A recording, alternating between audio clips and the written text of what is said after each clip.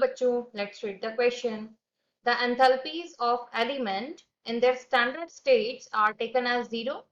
The enthalpy of formation of a compound, A option is always negative, B option is always positive, C option is maybe positive or negative, और D option is never negative. यहाँ से इस question में हमारा की concept क्या कहता है कि हमको यहाँ पर बात करना है एंथैल्पी ऑफ फॉर्मेशन के बारे में, एंथैल्पी ऑफ फॉर्मेशन। अब देखो क्वेश्चन में उसने हमसे क्या बोला है कि जो एलिमेंट्स हैं उनकी एंथैल्पीज उनके स्टैंडर्ड स्टेट में जीरो रहती हैं।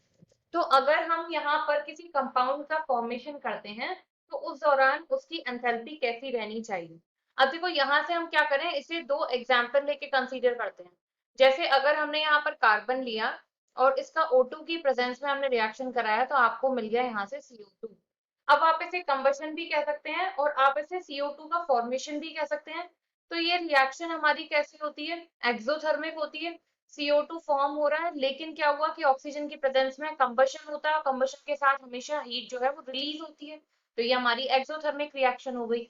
अब सेकंड की बात करें कि अगर यहीं पर हमने कार्बन ले रखा है और दो सल्फर के एटम्स हमने लिए हुए हैं, यहाँ से फॉर्म होता है आपका CS2। सिर्फ और सिर्फ बॉन्ड का फॉर्मेशन हो रहा है तो इस दौरान क्या होगा, हीट एब्जॉर्ब होगी। तो ये हमारा कैसा हो जाएगा, यहाँ से एंडोथर्मिक। हीट का एब्जॉर्प्शन में एंथैल्पी आपकी पॉजिटिव यहाँ पे आ गई। अब देखो यहाँ से क्या हुआ कि यहाँ अगर हम एंथैल्पी की बात करें तो दोनों तरीके से रहा आपका फॉर्मेशन के दौरान। अगर मैं डेल्टा FH की बात करूं तो पहले में एक्सोथर्मिक दूसरे में एंडोथर्मिक, तो मतलब आपका जो एंथैल्पी है ये आपका पॉजिटिव भी हो सकता है और नेगेटिव भी हो सकता है।